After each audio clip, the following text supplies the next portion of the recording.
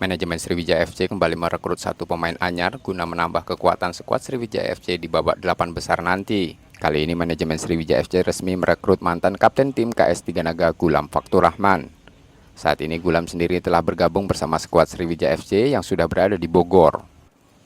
Meski baru saja bergabung bersama skuad Sriwijaya FC di babak 8 besar, Gulam mengaku akan berusaha secepat mungkin untuk beradaptasi dengan skuad asuhan Nil Maizar. Pemain berumur 22 tahun ini juga bertekad membawa Sriwijaya FC lolos ke kompetisi Liga 1 musim depan. Ya pasti di Sriwijaya pemain bagus-bagus ya Pak. Alhamdulillah Gulam dikasih percaya juga di Sriwijaya. Itu buat motivasi sendiri lah buat Gulam Pak bersaing di Sriwijaya.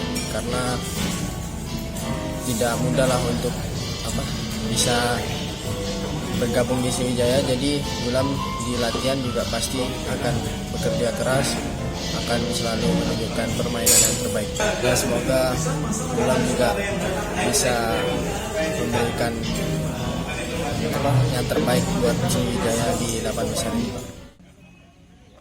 Selain Gulam Faktur Rahman, di babak 8 besar nanti, manajemen Sriwijaya FC dikabarkan akan kembali mendatangkan beberapa pemain lagi untuk menambah kekuatannya. Nur Muhammad, Kompas TV Palembang, Sumatera Selatan.